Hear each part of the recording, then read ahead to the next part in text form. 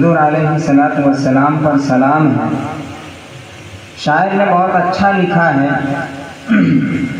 سلام اس پر کہ جس نے بے کسوں کی دستگیری کی، سلام اس پر کہ جس نے بے کسوں کی دستگیری کی، سلام اس پر کہ جس نے بادشاہی میں فقیری کی، سلام اس پر کہ اسرار محبت جس میں سکھلائے، سلام اس پر کہ اسرار محبت جس نے سکھلائے، سلام اس پر کہ جس نے زخم کھا کر پھول برسائے، سلام اس پر کہ جس نے بے کسوں کی دستگیری کی، بلغ العلا بکمالہ کشف الدجا بجمالہ، کسی ایک ادا کی تو بات کیا حسنت جمیع خصالہ، وہ خدا کا جس نے پتہ دیا صلو علیہ وآلہ۔ حاضرین محترم، آج کا جو یہ ہمارا پروگرام ہے یہ یقیناً آپ علیہ السلام کی ذات کے حوالے سے ہے۔ آپ علیہ السلام کی ولادت اس دنیا کے اندر ایسے وقت میں ہوتی ہے، ایسے حالات میں ہوتی ہے کہ جب لوگ ایک دوسرے سے لڑنے کے در پہ ہوتے ہیں، جہالت کا دورہ ہوتا ہے، لوگ ایک خدا کو بھول جاتے ہیں، لوگ وحدانیت کو بھول جاتے ہیں، لوگ توحید کو بھول جاتے ہیں، لوگ تو اس بات پر فخر کرتے ہیں کہ ہم نے دوسروں کا حق چھین لیا، لوگ اس بات پر فخر کرتے ہیں ہم نے فلاں کو مار دیا، لوگ اس بات پر فخر کرتے ہیں کہ ہم نے فلاں قبیلے پر فتح حاصل کر لی۔ ایسے وقت میں آپ علیہ السلام کی ولادت ہوتی، وہ کعبہ جہاں 360 خداؤں کی پرستش کی جا رہی تھی، آپ علیہ السلام کی ولادت پر اسے خوشخبری سنا دی جاتی ہے، اے کعبہ تجھے مبارک ہو، جہاں تمہارے اندر 360 خداؤں کی پرستش کی جا رہی تھی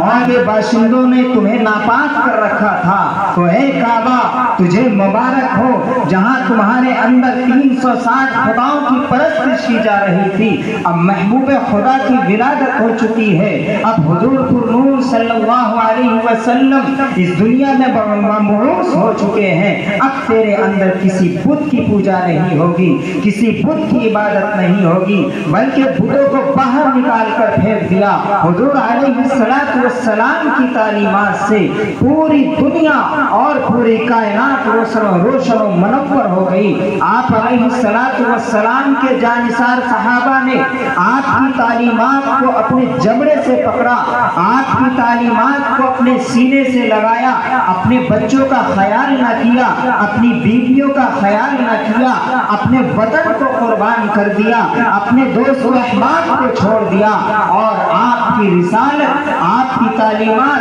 آپ کی توحید کو لے کر پوری دنیا میں پھیل گئی۔ یہ حضور علیہ السلام کے صحابہ کی محنت ہے اور ان کی برکت ہے۔ آج ہمارے چہروں پر داڑیاں ہیں، ہمارے سروں پر ٹوپیاں ہیں، یہ انہی صحابہ کی دین ہے اور حضور علیہ السلام کی تعلیمات۔ ورنہ ہم میں سے کوئی یہ بتا سکتا ہے کہ کانپور میں کوئی صاحب ہے؟ نہیں، لیکن آپ علیہ السلام کی تعلیمات یہاں تک پہنچ گئی،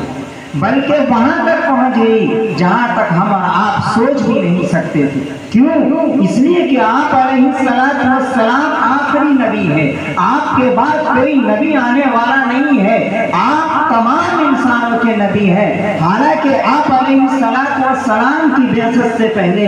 ہر قوم میں انہی میں کا ایک نبی آیا کرتا تھا، لیکن حضور علیہ السلام کسی ایک قوم کے نبی نہیں تھے، کسی ایک خطے کے نبی نہیں تھے، کسی ایک خاندان کے نبی نہیں تھے، بلکہ آپ پوری کائنات کے نبی تھے، اس لیے آپ کی تعلیمات بھی پوری کائنات کے لیے ہیں۔ اس لیے میرے بھائیوں، ہمیں اور آپ کو حضور علیہ السلام کی تعلیمات کو اپنانا ہے۔ آج بہت افسوس ہوتا ہے جب ہم حضور کا نام تو لیتے ہیں، آپ کے نام کا دم بھرتے ہیں، آپ کا نام لے کر مر مٹنے کی بات کرتے ہیں، لیکن جب باری آتی ہے حضور علیہ السلام کی سنتوں کو زندہ کرنے کی، جب باری آتی ہے شریعت پر عمل کرنے کی، تو ہمارا مسلمان پیچھے نظر آتا ہے۔ ہماری مسجدیں جمعے کی نمازوں میں بھر جایا کرتی ہیں، لیکن بقیہ نمازوں میں ہماری مساجدیں خالی ہے، ایک یا دو صف بمشکل۔ اللہ کے نبی صلی اللہ علیہ وسلم نے فرمایا، من احب سنتی فقد احبنی ومن احبنی کان معی فی الجنہ۔ ہم محبت کا دم بھرتے ہیں، ہم کہتے ہیں کہ حضور سے محبت ہے، ہم حضور کے نام پہ چیختے اور چلاتے ہیں۔ حضور سے محبت کا کیا مطلب ہے؟ حضور سے محبت کس انداز سے ہوتی ہے؟ خود حضور علیہ السلام نے اپنی زبان سے فرما دیا، من احب سنتی فقد احبنی، کہ جو میری سنت سے محبت کرتا ہے، جو میرے طریقے سے محبت کرتا ہے، جو میرے طریقے پر چلتا ہے، من احب سنتی فقد احبنی، وہ مجھ سے محبت کرتا ہے، من احبنی کان معی فی الجنہ، اور جو مجھ سے محبت کرتا ہے وہ کل میدان محشر میں، وہ کل اس دنیا سے جانے کے بعد، وہ کل اس دنیا سے رخصت ہونے کے بعد آپ علیہ السلام کے ساتھ جنت میں۔ یہ ہے حضور علیہ السلام سے محبت کا طریقہ جو خود کے حضور علیہ السلام نے بتایا۔ آج ہمارا مسلمان محبت کا نام لیتا ہے، محبت کا دم بھرتا ہے۔ اگر محبت ہوتی تو وہ محبت ہوتی کہ ہمارا مسلمان اپنے چہرے کو شریعت کے سامنے پیش کرتا، ہمارا مسلمان اپنے لباس کو شریعت کے سامنے پیش کرتا، ہمارا مسلمان اپنے رہن سہن کو شریعت کے سامنے پیش کرتا، ہمارا مسلمان اپنے گھروں کے اندر رہنے کے طریقے کو شریعت کے سامنے پیش کرتا، اور یہ دیکھتا کہ میں جس انداز سے زندگی گزار رہا ہوں، میں جن باتوں پر عمل پیرا ہوں، میں جن چیزوں پر عمل کرتا ہوں، کیا یہ چیزیں حضور علیہ السلام کی سنتوں میں سے ہے یا نہیں ہے؟ ایک مسلمان کو چاہیے کہ جو چیزیں حضور علیہ السلام کی سنتوں میں سے ہیں، جن کو حضور نے پسند کیا ہے، ایک مسلمان کو چاہیے کہ ان چیزوں پر عمل کرے، تب جا کر ہم اور آپ یہ کہہ سکتے ہیں کہ یقیناً ہم حضور علیہ السلام سے محبت کرتے ہیں۔ ایک حدیث میں اللہ کے نبی صلی اللہ علیہ وسلم فرماتے ہیں، لا یؤمن احدکم حتی اکون احب الیہ من والدہ وولدہ والناس اجمعین۔ ابھی سیٹ کر دیجیے ہم کئی بار کہ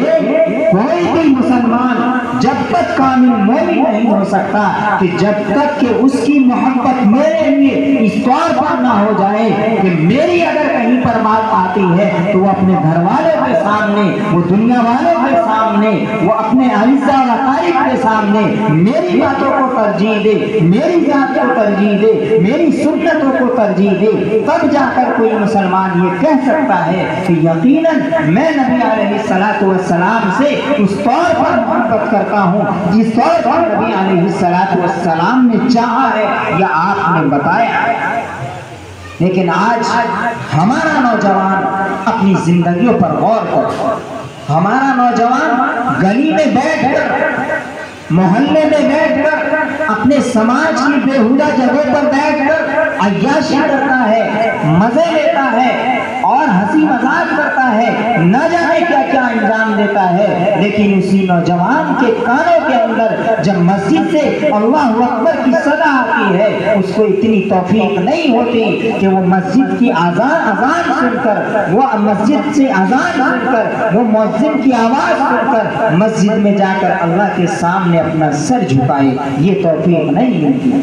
اس لیے میرے بھائیوں، نبی علیہ السلام سے محبت کا مطلب صرف اور صرف اتنا ہے کہ آپ علیہ السلام کے طریقے کو اپنایا جائے،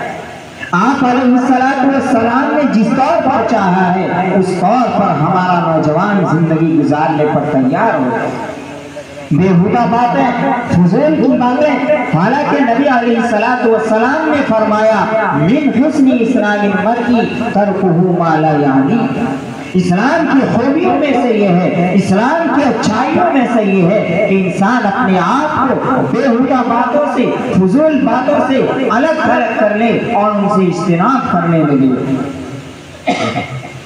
اگر کوئی مسلمان اپنے آپ کو فضول باتوں سے بچاتا ہے، اپنے آپ کو بےہودہ باتوں سے بچاتا ہے، تو یقیناً وہ اس قابل ہے کہ اپنے آپ میں یہ کہہ سکے کہ میں شریعت پر عمل کرتا ہوں، میں نبی سے محبت کرتا ہوں۔ میرے بھائیوں، آج جو حالات ہم پر آئے ہیں وہ صرف اور صرف اسی بنیاد پر آئے ہیں کہ ہم نے نبی کی سنتوں کو بھلا دیا، ہم نے قرآن کی تعلیمات کو فراموش کر دیا۔ ذرا اٹھائیے اپنی ماضی کی تاریخ اور دیکھیے ہم اور آپ کیسے تھے۔ ہماری تعداد اس وقت اتنی نہیں تھی جتنی آج ہے، لیکن وہ وقت ایسا تھا کہ مسلمان اپنے قافلے کے ساتھ جس ملک کی طرف قدم بڑھاتا تھا، جس خطے میں قدم بڑھاتا تھا، جس علاقے میں قدم بڑھاتا تھا، کہ دنیا کی کسی طاقت نے ایسا بچہ نہیں جنا تھا، کسی ماں نے ایسا بچہ نہیں جنا تھا کہ کوئی آ کر مسلمانوں کو ان کے قدم سے، ان کے حوصلے سے، ان کے جذبے سے ان کو پیچھے کر سکے اور ان کا راستہ روک لے۔ وجہ صرف یہ تھی کہ وہ لوگ شریعت پر عمل پیرا ہے۔ ایک آج اور ہم اور آپ بھی ایک چیٹی بھی ہماری باتوں کو ماننے کے لیے تیار نہیں ہے۔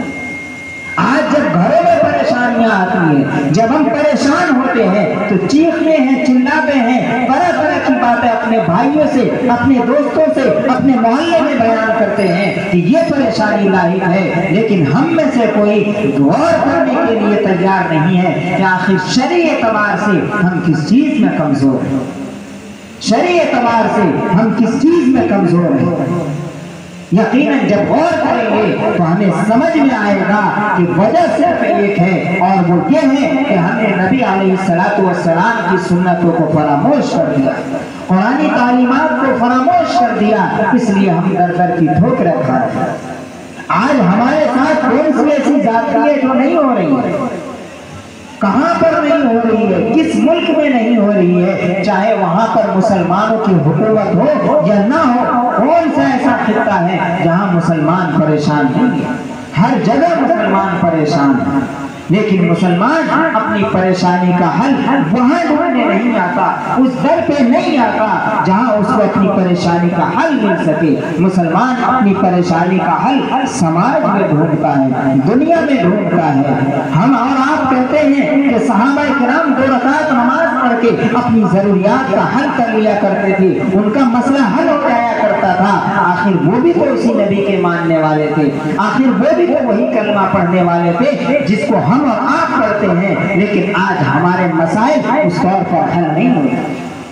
زیادہ سے زیادہ یہ ہوتا ہے کہ کوئی مر گیا تو قرآن پڑھانے کے لیے مدرسے میں آ گئے، مولانا صاحب کے پاس پہنچ گئے،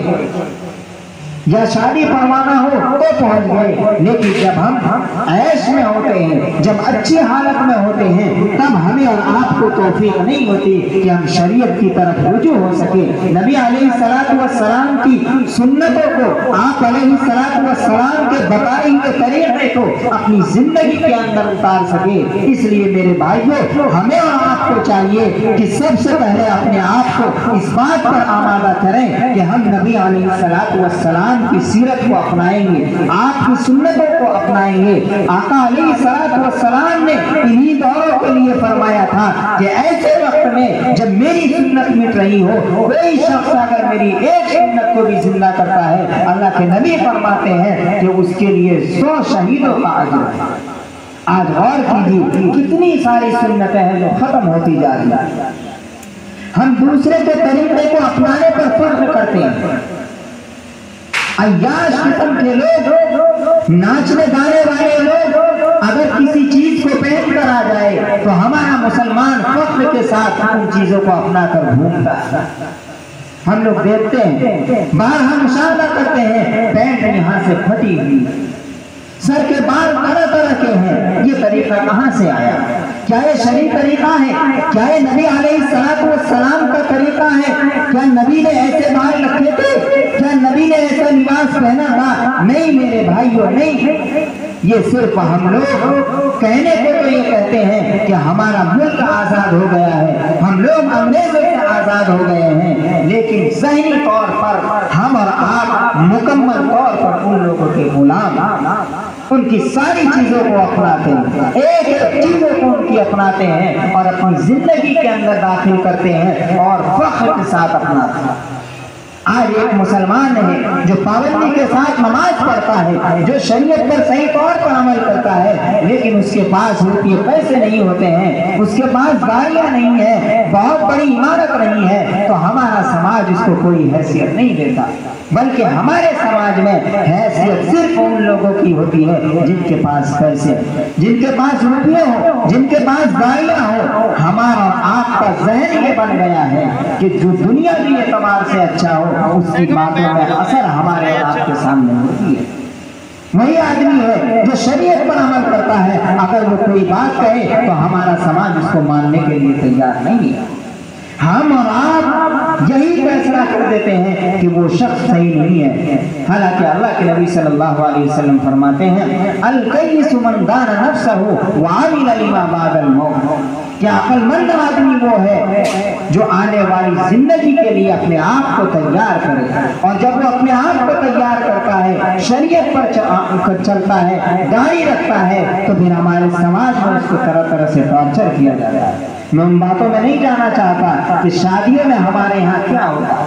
اگر لڑکا کوئی داڑھی رکھتا ہے تو بہت ساری جگہوں سے یہ شکایت آتی ہے کہ رشتہ نہیں کرنا ہے، کیوں؟ اس لیے کہ چہرے پر داڑھی آ گئی، اور ہمارا نوجوان اس بات کو خوشی سے قبول کر کے تراش بھی لیتا ہے، داڑھی کٹوا بھی لیتا ہے۔ یہ بڑے افسوس کی بات ہے۔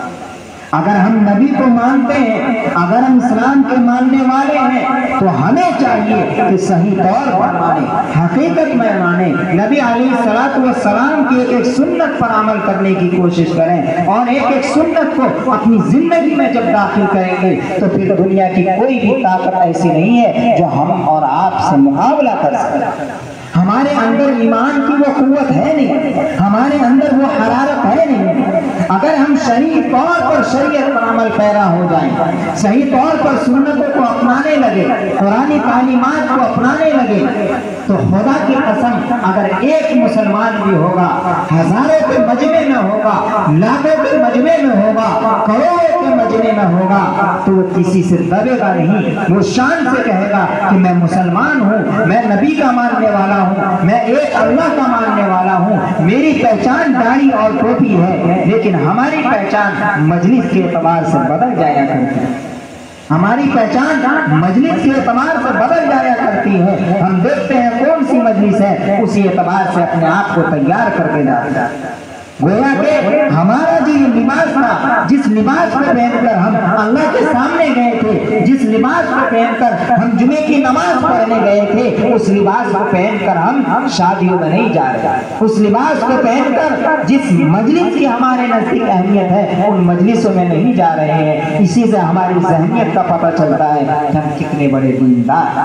میرے بھائیوں، زبان سے کہنے سے، زبانی دعویٰ سے، چیخنے اور چلانے سے کوئی شریعت پر عمل کرنے والا نہیں ہو جاتا، کوئی نبی کی سنتوں کو اپنانے والا نہیں ہو جاتا، بلکہ نبی کے طریقے کو اپنانے کا مطلب یہ ہے کہ دنیا کچھ بھی کہے، حالات کچھ بھی کہیں، سماج کچھ بھی کہے، گھر کا چھوٹا کچھ بھی کہے، گھر کا بڑا کچھ بھی کہے، لیکن ہمیں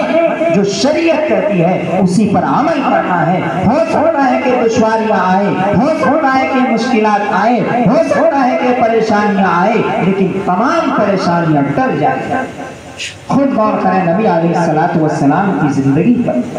جب آپ نے وَأَنذِرْ عَشِيرَتَكَ الْأَقْرَبِينَ آیت نازل ہوئی اور اپنے قبیلے، اپنے خاندان والوں کو آواز لگائی، تو سب سے پہلے مخالفت بھی انہی لوگوں نے کی۔ وہ لوگ تھے جو آپ کو صادق اور امین کہا کرتے تھے، لیکن جب آپ نے توحید کی بات سکھائی، جب نے آپ نے ایک اللہ کی بات بتائی، جب آپ نے یہ کہا کہ جن بتوں کی عبادت کرتے ہو اس میں تمہارا کوئی فائدہ اور نقصان نہیں ہے، بلکہ تمہارے فائدے کی اگر کوئی چیز ہے ہیں تو وہ صرف یہ ہے کہ تمہیں ایک اللہ کو مانو، تم میری تعلیمات کو مانو، تم مجھے نبی مان لو، وہی لوگ آپ کے مخالف ہو جاتے ہیں، آپ کے قریبی لوگ مخالف ہو جاتے ہیں، آپ کے رشتہ دار مخالف ہو جاتے ہیں، آپ کے خاندان مخالف ہو جاتے ہیں، تمام قریش مکہ آپ کے خلاف میٹنگ کرتے ہیں، آپ کو طرح طرح سے اذیتیں دی جاتی ہے، آپ کو پریشان کیا جاتا ہے، لیکن آپ اپنی تعلیمات سے پیچھے نہیں ہٹتے ہیں، آپ ایک خدا کی وحدانیت کی تعلیمات سے پیچھے نہیں ہٹتے ہیں، بلکہ شریعت کی جو بات ہے جس انداز سے بھی ہو سکتی ہو وہ پہنچاتے رہتے ہیں۔ اور ایک وقت ایسا آتا ہے کہ جہاں پر آپ کے لیے اجازت نہیں ہوتی تھی، جہاں آپ کے لیے جانا ممنوع تھا، وہیں پر آپ کی حکومت قائم ہو جاتی ہے، وہی لوگ آپ کے مطیع و فرما بردار ہو جاتے ہیں اور آپ کے گلے سے گلے مل کر دامن اسلام سے وابستہ ہو جاتے ہیں۔ تو یہ آپ علیہ السلام کی محنت تھی، آپ کی جد و جہد تھی، آپ نے اللہ تبارک و تعالیٰ کی وحدانیت کی تعلیم دی، آپ اپنی تعلیم سے پیچھے نہیں ہٹے۔ آپ علیہ السلام طائف گئے، ہم لوگ واقعہ پڑھتے اور سنتے ہیں آپ کے ساتھ کیا برتاؤ کیا تھا، طائف والے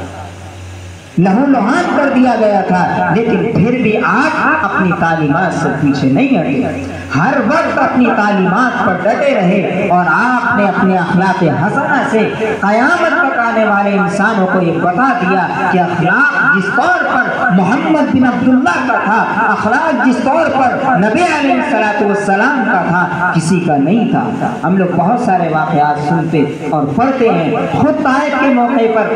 فرشتے آئے اور کہاں اگر آپ اجازت دیں تو دونوں پہاڑ کو ملا دیا جائے، اللہ کے نبی فرماتے ہیں نہیں، ہو سکتا ہے یہ لوگ ایمان نہیں لائے لیکن ان کی آنے والی نسلیں ضرور اسلام میں داخل ہیں۔ اسی طریقے سے آپ علیہ السلام ایک جنگ سے واپس لوٹتے ہیں اور ایک درخت کے نیچے آرام فرما ہوتے ہیں، آپ کے ساتھ میں آپ کے جانسار صحابہ بھی ہوتے ہیں اور حضور علیہ السلام کو اسی عالم میں نیند آ جاتی ہے۔ ایک یہودی آتا ہے، ایک غیر اسلام والا آتا ہے، اس کے ہاتھ میں ننگی تلوار ہوتی ہے اور وہ حضور علیہ السلام کو بیدار کرتا ہے اور کہتا ہے اے محمد بتا تجھے میرے ہاتھوں سے کون بچائے گا۔ اس شخص کے ہاتھ میں ننگی چمکنے کی تلوار ہوتی ہے، حضور علیہ السلام کی جب آنکھ کھلتی ہے تو دیکھتے ہیں کہ اس کے ہاتھ میں ننگی تلوار ہے، لیکن وہ بھی نبی تھے، وہ بھی اللہ تبارک و تعالیٰ کے سچے اور پکے ماننے والے تھے، برگزیدہ نبی تھے۔ آپ نے انتہائی پرسکون انداز میں کہا مجھے اللہ بچائے گا۔ آپ کا یہ کہنا تھا کہ مجھے اللہ بچائے گا، وہ شخص کانپنے لگتا ہے، اس کے ہاتھوں سے تلوار نیچے گر پڑتی ہے، حضور علیہ السلام اپنے دست مبارک سے وہ تلوار اٹھاتے ہیں اور کہتے ہیں بتا اب تجھے میرے ہاتھوں سے کون بچائے گا۔ اس کو کہاں یقین تھا، اس کو کہاں یقین تھا اللہ پر، وہ تو یہ دیکھ رہا تھا کہ میرے سامنے محمد بن عبداللہ ہے، میرے سامنے عبد المطلب کا پوتا ہے اور اس کے ہاتھ میں ننگی تلوار ہے، میری جان بھی اسی کے قبضے میں ہے۔ وہ کہتا ہے مجھے تمہارے ہاتھوں سے کوئی نہیں بچا سکتا۔ لیکن قربان جائیے اس نبی رحمت پر کہ جو شخص آپ کی جان لینے کو تیار تھا، جس نے آپ پر ننگی تلوار کام رکھی تھی، آپ نے بھی اس کو معاف کر دیا اور اس کا نتیجہ یہ ہوا کہ وہ شخص یہ کہنے پر مجبور ہو گیا اشہد ان لا الہ الا اللہ واشہد ان محمدا عبدہ ورسولہ، یہ کہہ کر وہ دامن اسلام سے وابستہ ہو جاتا ہے۔ یہ آپ علیہ السلام کے اخلاق تھے۔ آج ہم غور کریں، اگر ہماری کسی سے لڑائی ہو جائے، ہماری کسی سے دشمنی چل رہی ہو تو پھر ہم کیا کیا کر گزر ہوتے ہیں۔ ہم موقع کی تلاش میں ہوتے ہیں کہ موقع مل جائے ہم نقصان پہنچائیں، موقع مل جائے ہم تکلیف